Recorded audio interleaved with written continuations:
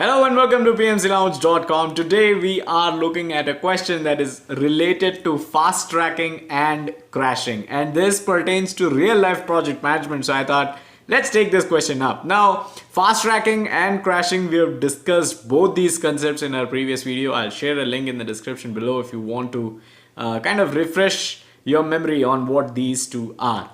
So the question is, if fast tracking and crashing are schedule compression techniques and most of the projects most of the times run behind schedule, why not use crashing and fast tracking in every single project by default? So interesting question, right? I think very legit as well.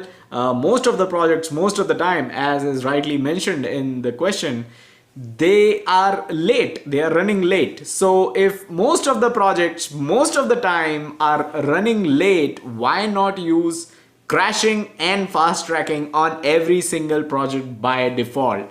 Well, let's talk about crashing first. So crashing is adding more resources to an activity which is behind, right? So when you crash an activity or you crash the schedule, you're basically adding more resources so that a certain activity gets done as soon as possible, right? Number one is that crashing is expensive, right? You need more money. The cost is going to increase because you're adding more resources. And second thing, when we say resources, if you're talking about human resources, then there is an element of training and knowledge transfer involved as well. So if there is one coder, right, developing a certain module, and he's running behind schedule, you want to add two more coders, you need certain knowledge transfer as well. Even if all three of them belong to the same technology, there still needs to be a certain knowledge transfer. So this adds management overhead. This adds actually it adds some more time to the schedule itself, which is already late. So number one, it's expensive. Number two, there is an aspect of training. There is a requirement of training and knowledge transfer as well when it comes to crashing. Let's talk about fast tracking. So fast tracking is where you do parallel work. So if there are two activities and those two activities are independent, they have no dependencies at all, but one of them was a predecessor, the other one is a successor. Can you perform those activities together? That is all about fast tracking. You perform those activities together.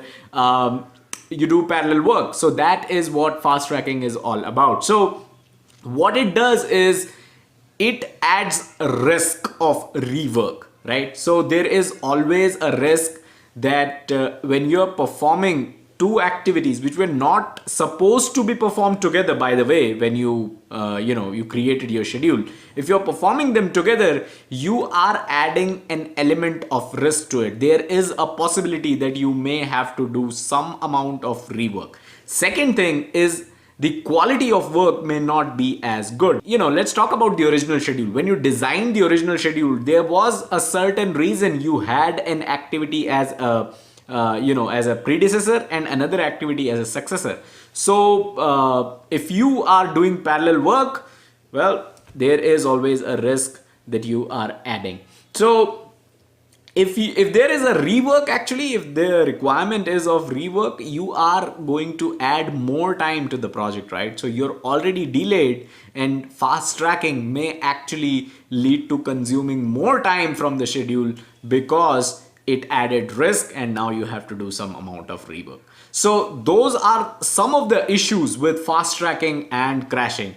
But the biggest thing to understand here and the biggest takeaway from this video should be that fast tracking and crashing is not business as usual. It cannot be a default nature of a project. It is not BAU. It is not business as usual.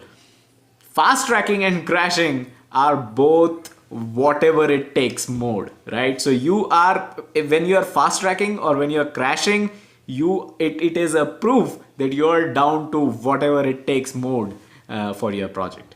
So I hope this was clear. That's all that I had in this video. Subscribe to the channel and hit the bell icon. Links in the description to everything that we have discussed on schedule management. So do check that out, and don't forget to check out the website pmclounge.com, your #1 free PMP resource.